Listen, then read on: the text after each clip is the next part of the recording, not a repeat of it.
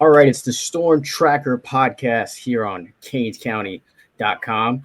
I'm Marcus Benjamin. He's Gio Million, and it's Virginia Tech week. And this is a game that I consider actually a rivalry.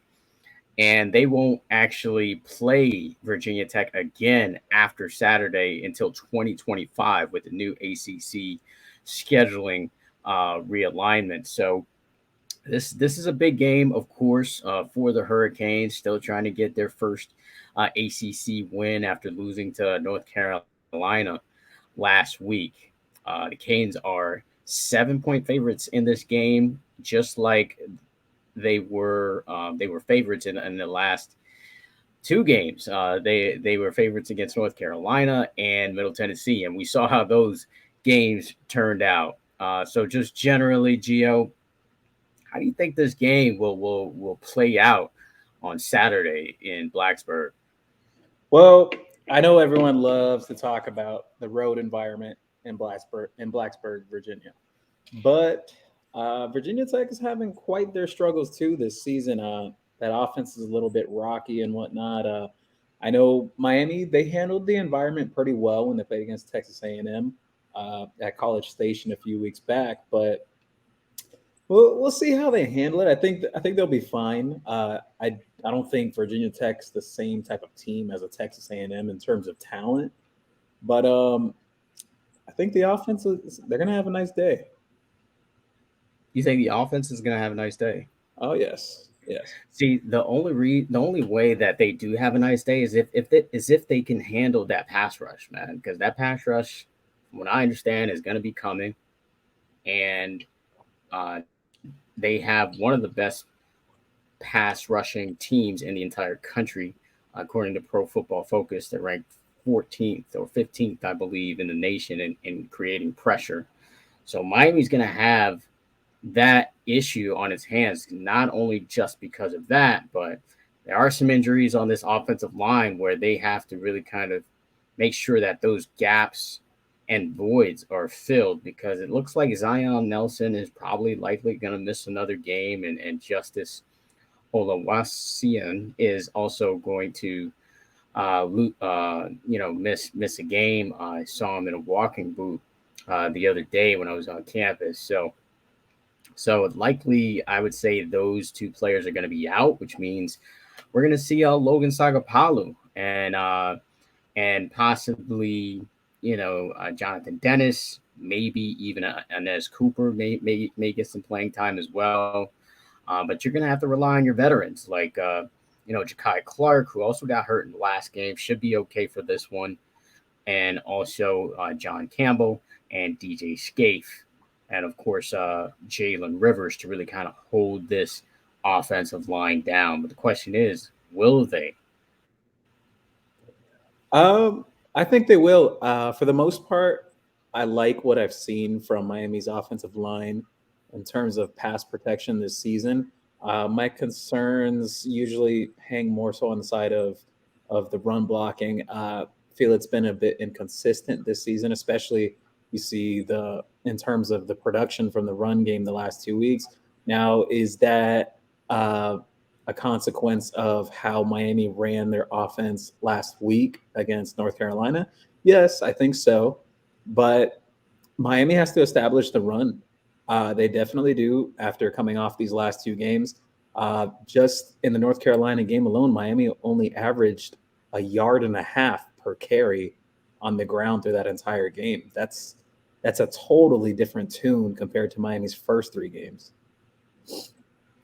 Yeah, another stat I want to hit you with is that Miami is still lacking in the big play category. They only had 20 plays of over 20 yards this season, which is not very good considering we're already 5 games in here. So definitely want to see a little bit more of an explosive offense in this game, and there will be opportunities to do so with that blitz coming, like I mentioned. So this is a game that I really want to see Tyler Van Dyke really show that he is an NFL draft pick because the thing about being in the NFL is that you have to be able to see what's going on before the snap, and he's got to be able to identify those blitzes coming and know exactly where he's going to go with his first, second, and third read. So, and then maybe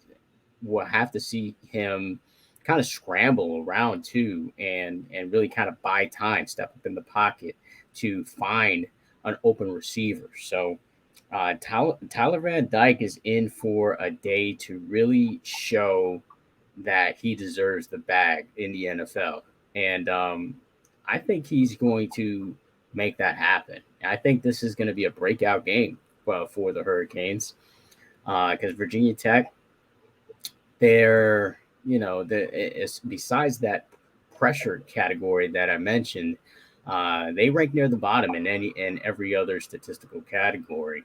So this is an opportunity for the Hurricanes to really finally put it all together, which has been the problem for this team, Gio, is that they just struggle to put everything together, have a complete game offense, defense, and special teams. It's something that they've lacked in these first 5 games, and hopefully this is the day that it all happens for them. Yeah, I definitely agree with that sentiment, and I think it goes with the saying of, if it's not one thing, it's another in terms of Miami's team this season. And you could even say in prior seasons, in one game, the pass game looks great. The running game looks amazing through the first 3 games. The pass defense of the secondary looked phenomenal against Texas A&M. And a week later, you play against Middle Tennessee at home, and you're like, wow, like what is going on? Almost 400 yards were given up off of just 5 plays. Like it's just mind boggling. Even Kevin Steele had to say in interviews just after that game the other week, he said, at not a single school that he's made a stop at, he's mentioned that that's never happened to a defense of his. And I, Right. I could definitely believe it. 400 yards off of 5 plays, that's a lot. That's a lot to give up. Yeah, it's a whole lot, and it strikes fear every time in Hurricanes fans' hearts when they see a deep ball now, because a lot of the times this season those have gone for touchdowns. So hopefully that doesn't happen against a lowly Virginia Tech team that is not very good on offense. But we'll see. Who do you think will be the 3 stars at the end of the day for Miami? I think the 3 stars at the end of the day, I think you'll continue to see this confidence that's being built between Tyler Van Dyke and Frank Ladson. I think we'll continue to see that grow into this game. I wouldn't say Frank Ladson has completely broken out yet for Miami, but you've seen it for the past 2 weeks. He seems to kind of be that go-to guy for Tyler Van Dyke. Most receptions on the team in the last 2 games. I think if you add up the last 2 games, Frank Ladson's had 14 receptions over the course of the last 2 games. So something definitely sticks out there. And in terms of targets, only one target that has gone his way, he did not catch the ball. So that's a high catch percentage. I think that's impressive. I think it goes to show that there's chemistry being built there. Obviously, we all like the emergence of Colby Young last week, but I think Tyler Van Dyke has a real nice connection with Frank Ladson going on right now, and I think that will continue to grow, especially in this game. And they're going to need it. They're going to need it because Virginia Tech, they're going to come. They're going to come with a pass rush. They're going to try to get home against Tyler Van Dyke, and those big plays will be there. Will Miami get those one-on-one matchups that they want deep down the field? I think so. And we got to. This is a big game for Frank Ladson, I would say. Just him and Tyler Van Dyke on the offensive side. Now on the defensive side, the one other player of the three I want to mention. I feel like maybe his stats don't say it enough, but we watch it from the box and we've seen it during these games. Jafari Harvey, I feel like he's having his best season so far as a Miami Hurricane. I feel like he's really Yeah. put it all together. May need to clean it up a bit in terms of finishing some sacks, but he is always in the backfield creating pressure. gives many offensive tackles so far this season a lot of troubles just being stabilized. I like what I see from him. And considering the issues that are coming from Virginia Tech's offense, and especially in terms of pass protection, I think this is a big game to watch out for with Jafari Harvey. Yeah, I agree. I agree totally. And I think this could be also a big game for Bashard Smith, because Bashard Smith is often the slot receiver in the offense, and he is oftentimes the receiver that is open on these quick slants. So there should be some opportunity for him to make some big plays if Virginia Tech does continue to blitz like they have this season, to really turn it up with some yak. And that's something that we really haven't seen this season. Big plays by the receivers, pretty much at all, which is kind of sad to say for a Hurricanes team that's been kind of known historically for really breaking out with big plays from their receivers. Haven't really seen any of that this season. Brashard Smith, I think, is going to be the player to really watch here, and maybe also Keyshawn Smith as well. I think those two, I think the Smith guys, Smith and Smith should be the law firm that takes it to the house um, at some point in this game. So we'll see what happens. It should be a fun one in Blacksburg. Early kickoff, 12:30. I heard the game is sold out, and more to come on CanesCounty.com about the game in the next upcoming days, of course. So we'll move on to recruiting as well, Gio, because you wrote a couple of stories this week in regards to recruiting. And before we get into that, I do want to talk about the news that came out yesterday, which was Ruben Bain announced the top schools list. Now we've been kind of waiting for that for a little while, but Ruben Bain, obviously a player that Miami's been targeting for a while. He was at the game last week, and he's been to several Hurricanes games already, in his career, or as a high school player. So no really big surprises for me as far as the teams that he announced. But who do you think is really the front runner right now for Ruben Bain? Um, that's a great question. Uh, Based off people I had spoken to close to that recruitment before Miami played against North Carolina, I felt that, Miami was still sitting good. Obviously, not some massive lead that maybe some Hurricanes fans would want to hope for. After that game, speaking with him and then speaking with another source afterwards about what he said, um, that Auburn smoke is real. And I think some Canes fans may not like to hear that, but I want to be realistic here too. He mentioned to me, just some comments about college atmosphere and about how Auburn brings that whole college experience package.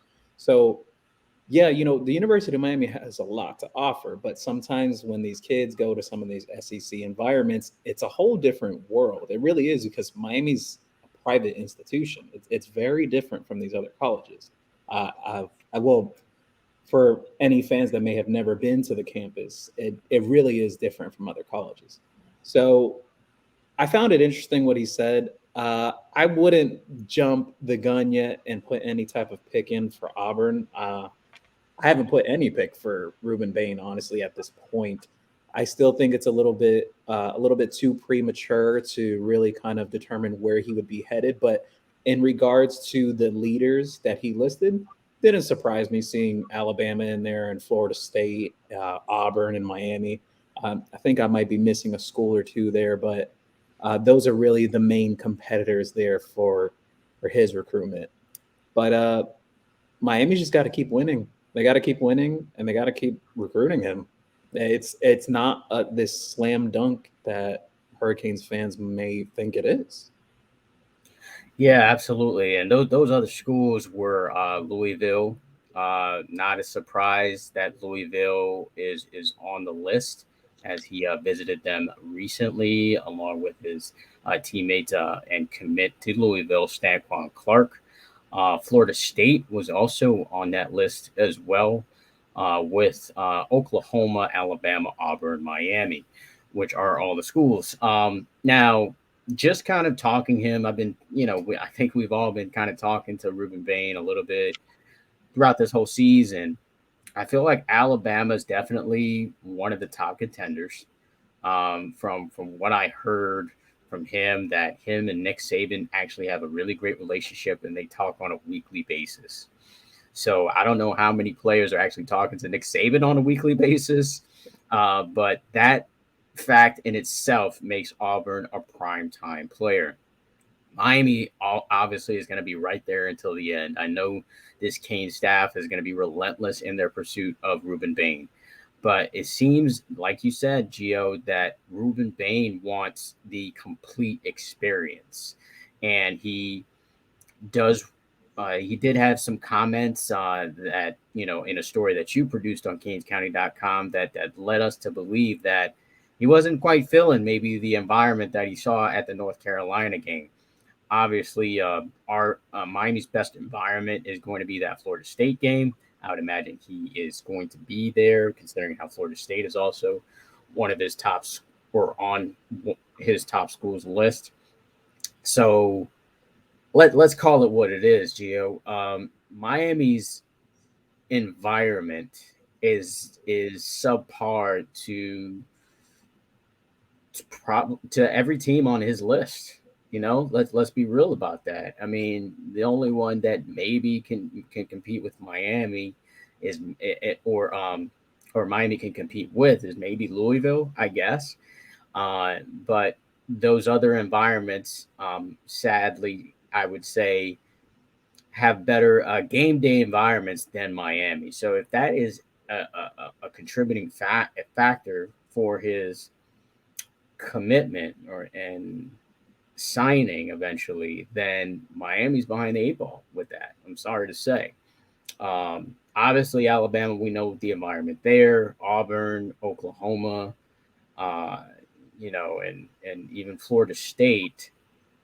You can argue have better environments than Miami, but Miami, we know, I consider Miami as a fair weather town. I mean, I've lived here all my life, Gio, just like you. We know how our fans are. Yeah, Uh, yeah, they're, I wouldn't call them bandwagon fans because they're pretty active on social media, more so than other, schools. But Miami has a lot of different factors that play into a really great environment at these home games. One, it's not their stadium. Two, it's far from the campus. Three, the alumni base is pretty small compared to the others. And Miami, it just hasn't put a really good product on the field as of late, and the fans will come out if the team is consistently ranked in the top 25, they're beating unranked teams on a consistent basis, and they're competing for ACC and national championships. Once that happens, the crowd will come out. I guarantee you that. But for right now, I think Canes fans don't want to be disappointed when they go to games. And it's one thing to be disappointed in maybe a college town like Tuscaloosa or Auburn or Norman, where it's the best show in town. But Miami, let's be real, there's a lot of other a lot of other great things that you could be doing in Miami than going to a game in either the heat or the rain and then watch your team lose to a subpar team in your mind. So, I just kind of rambled a little bit there, Geos. But what what are your thoughts on no, Marcus, I'll tell you what. I may get some hate for this. Look, let's be honest. And I saw this pass by over the weekend. I was just like, wow. Nebraska fires Scott Frost, right? Just a few weeks ago. They have sold out their games, rain or shine, winning or losing, every season since 1962. Wow. That's an incredible statistic. So when people say, "Oh, but why doesn't this kid want to stay home or whatever?" It's not exactly that they don't want to stay home or that they hate Miami. It's the factor of other colleges offer different things, and not every kid wants to stay home either. And it's a concept that not every Miami fan grasps. And my thing is too, this has been a constant thing that's been going on. This has not just been a 21st century type of thing or anything like that. Uh, this has been going on even since the 90s and 80s. There was South Florida kids that were even leaving at the time. It's You're not going to keep everyone. Number one, it's impossible. There's too much talent that's produced out of the tri-county areas to start with, or just even the state of Florida in its entirety. Number Yeah. two, number two is some kids want to experience different things. Not every kid is in love with Miami either. So people have to understand that. But at the same time, uh, it doesn't help when fans are not showing up, even if Miami's not a good team. I mean, we see this at the Miami Heat games when when the Heat don't have a great team or whatnot. I've seen it's better for the Miami Dolphins. They seem to have more diehard fans, whether it's rain or shine. And the reason for that though, right, is because the Dolphins have were the only team in Florida like in the 60s. It was the only team. It's the only team where a lot of people can say, yeah, my grandfather was a fan of the team. Miami Hurricanes football, yeah, it existed since 1925, so to speak, or since since those days or whatnot, and but they've only been a real powerhouse since like the 80s. But the Dolphins, I mean, it's the only real fan base that you can say that shows up on a weekly basis because they've been around for a very long time. I mean, they've been around since the 60s, and like I said, you know, it has just a stronger fan base. I know people from Orlando who travel every home game to the Dolphins games. That's dedication. Yeah. So it's hard to compare the Dolphins to any of our other franchises who are generally babies. I agree. I agree. I mean, it is what it is. We could have a whole podcast about the fan base and how it affects recruits and attendance at games. It really does. Sometimes I even have my speculations if the attendance announced at the end of games is the actual attendance. I don't think it's exact, Yeah, but it's the paid attendance, yeah. real attendance. But moving on though, recruiting. Other recruiting notes. What you got, Marcus?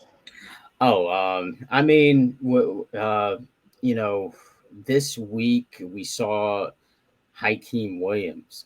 Actually, I think that was kind of one of the biggest stories. 5-star out of Stranahan High School show up to the Miami Hurricanes game. He is committed to Florida State. Committed about 3 weeks ago to the Knowles, and he just kind of randomly maybe shows up at this game. So now everybody's kind of thinking like, oh, is there a possibility for this guy to flip from Miami? I don't really think it's going to happen, to be honest, but it's definitely generated some buzz, this week as far as recruits are concerned. And then your piece on the wide receivers also talked about Tayshawn Lyons and Micah Mays.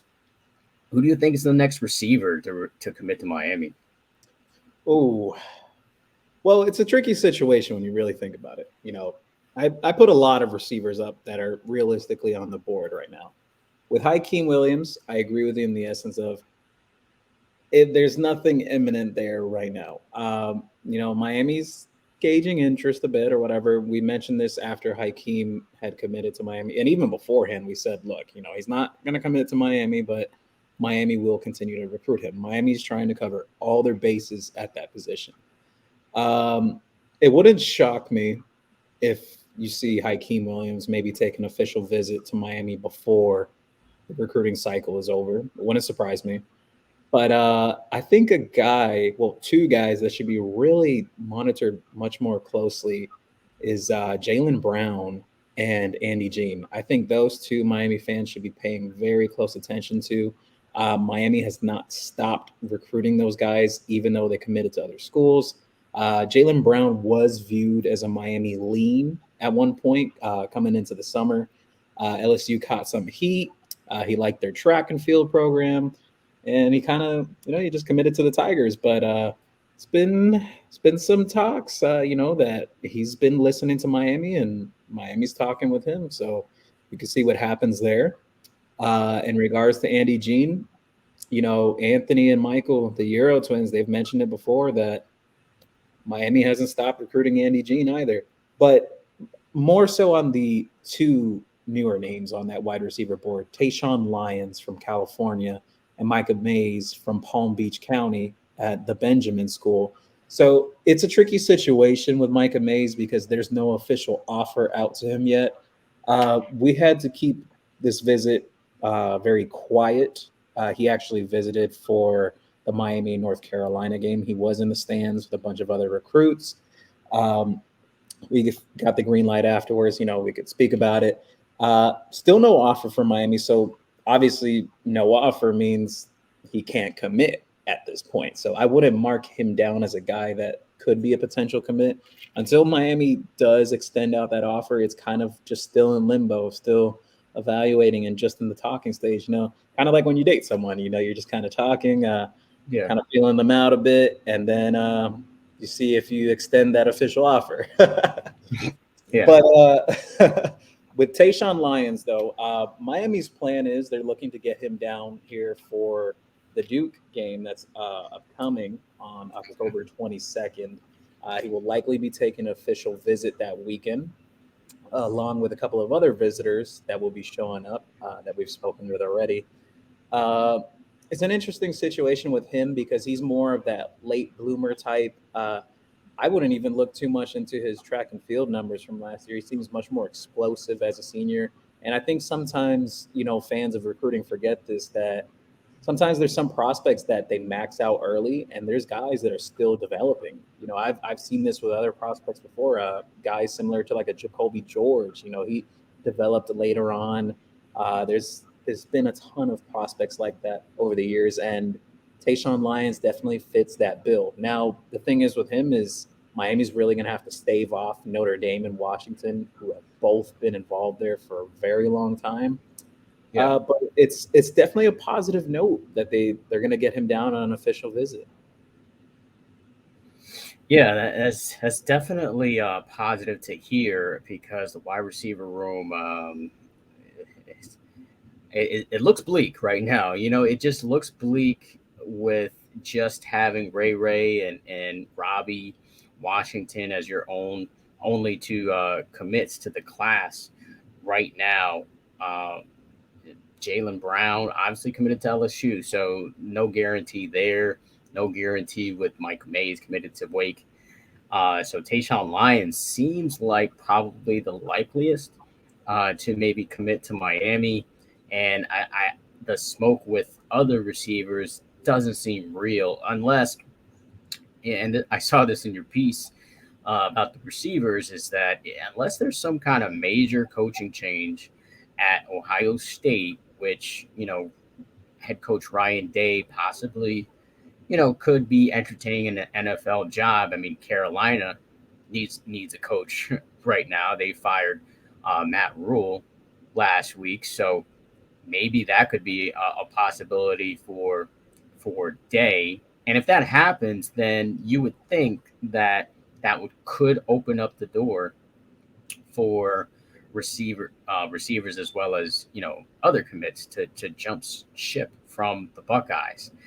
but I think it more so depends on Brian Hartline, the receivers coach, where he goes, or if he decides to take an OC job somewhere else. Because right now he's a wide receivers coach, and I'm not sure if he would go and just kind of take the jump to head coach right away. I would imagine he'd probably be an OC somewhere first, and then maybe move on to a head coaching job. So uh, a lot to be determined, but this is going to be an ongoing story as far as this wide receiver class and how it really kind of turns out, because it seems like it's going to come down to the end here.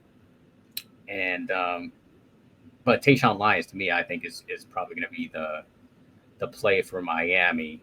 Um, if I had to guess on the next receiver committee. Yeah, at least short term right now. I mentioned in the piece, Miami's been playing a very, how would I put it into better words?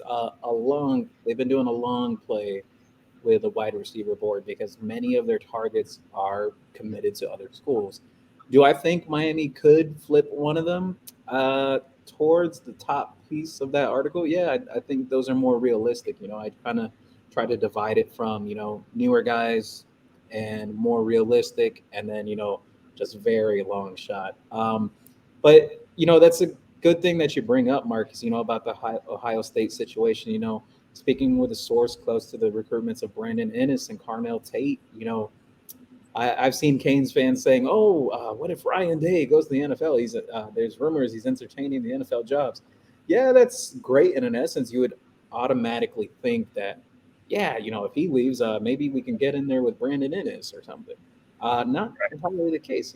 Brian Hartline is. I think you could make the argument he might be the best wide receivers coach in the country, considering what he's been putting out of Ohio State the last few years, and his current production in that room this season is, they have two of the top five receivers so far through this season on their current roster, and their top receiver last year, he's been hurt most of the season. So it speaks a lot about just the development and coaching that Brian Hartline has done, and that's a huge selling point to wide receivers that are committed to Ohio State. So he, if Ryan Day did go, we don't know who would be the next coach at Ohio State, and maybe Brian Hartline is retained just for the amount of success he's had. Maybe Brian Hartline moves on, but it's a lot of hypothetical there, and we won't even know that until the season is over.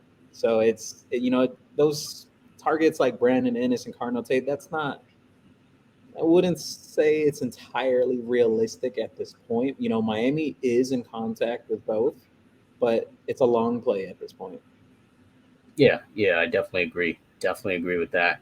Lastly, man, back to the Virginia Tech game.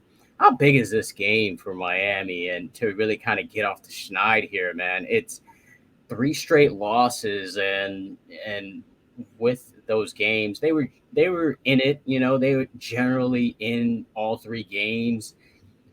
I don't think Miami can take another loss here, man, because as we've seen with previous seasons where Miami kind of takes a slide, they kind of check out mentally. You kind of see it on the field, and I don't think Miami can afford one more loss here, and really hold on to the mental state of the football team. And you may you may even see rumors of players transferring out after this week if Miami loses this one. So Miami has to find a way to win this game. The mistakes can happen. Field goals, I think, is going to be important too. I think Andy Borgalis has really got to come through clutch and make field goals in this game, because I mean, a couple of field goals,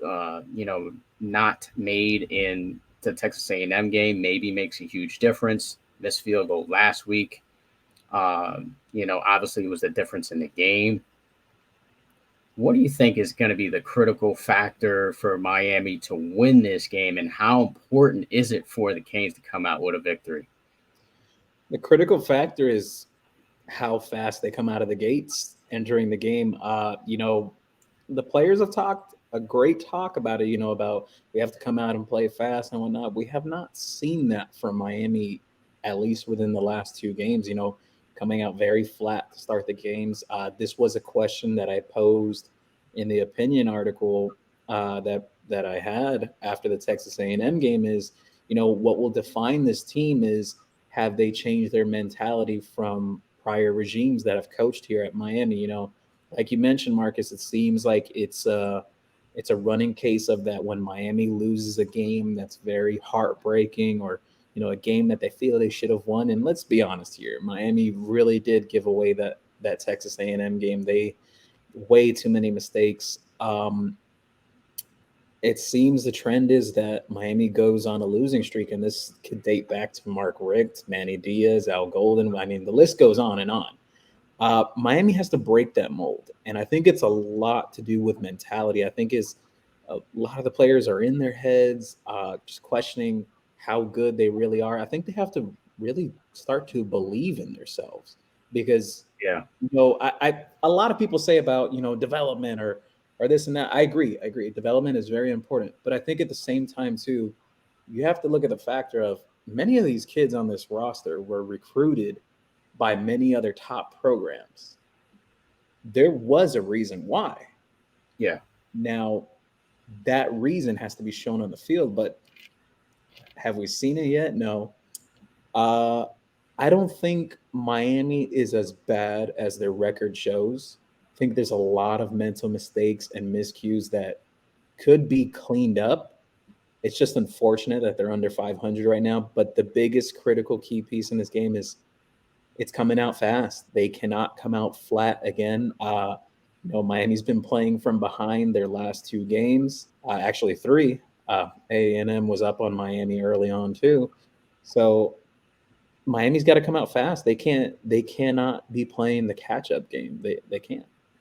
Yeah, absolutely, absolutely. I They definitely have to, as far as the season's concerned, they definitely have to come out and just win this game. And if they do, I think they win the next two games afterwards. I do think they come back home and win against Duke, and then go on the road again to Virginia and take down Virginia. But and then that takes you into the Florida State game, which of course anything can happen in that game. But it's a critical turning point, I think, for this football team because let's face it, the Coastal is going to be a tough climb at this point. In the Coastal Division's last year of existence, you really needed that game against North Carolina because, in my opinion, they're the best team in the Coastal Division. And unfortunately, you couldn't beat them. And now you have to hope that they lose two games and win out to to win the Coastal with Clemson on the schedule, which is kind of it's almost it seems like an insurmountable task at this point. So you really just kind of want a good showing for the rest of this season, so you can get into a bowl game, hopefully win that, and just take that momentum into next season. So that's why this game is so critical, because I think if they lose this game, they have potential to lose that Duke game, potential to maybe even lose the one Virginia on the road. They may still get up. They will get up for Florida State, and they might pull that game out even if they lose the next two. But that's kind of pretty much it of what you will see from the Hurricanes this season as far as effort if they lose this game, because I'm just basing this on how the Hurricanes respond to losses in the past, and that's why I think this game is so critically important. And I do think they pull it out, though. I do think they win this game, and they win the next two, and then they get to 5-3, and they just have to beat Florida State to become bowl eligible. And if they do that, who knows? They could beat possibly Georgia Tech on the road, which is going to be a tough game. Georgia Tech's playing a lot better from their first couple of games, and then you got Clemson on the road, which we'll probably just kind of chalk that up as an L at this point, based on the way Clemson is playing. And then you finish the game up at home, Senior Day, against Pittsburgh, which I think they will uh, get up for that game as well. So yeah, I think a lot will kind of will be determined from the outcome of this game. I don't think they can take another emotional loss at this point. No, yeah, I think it would be a lot. Just the 3 game losing streak already as it is. You pile on another one, guys start questioning themselves in that locker room. It goes back to what I said. I think these players, they have to really start believing in themselves. I think some of them doubt themselves. And I'm not saying that they think they're awful or anything, but they're starting to doubt themselves, saying, man, am I really that good, or are we really that good, or are we really that bad? That happens. That happens in the psyche of a lot of players when things don't go their way after an X amount of games. Um, Miami really has to find that will. They have to find that will in this game. It's definitely not going to be easy because it's on the road. You have a sold out crowd. What does play to Miami's favor is this is not, the Virginia Techs of past, and neither it is the Miami of the past. Yeah. But it is a winnable game for Miami. Just can't come out slow. I think that's the biggest thing that shows out of these last 3 losses. It's not like Miami came out, firing hot as soon as those games started. They took a while to settle in just between the defense and the offense. All 3 of those games, it's something's not clicking yet.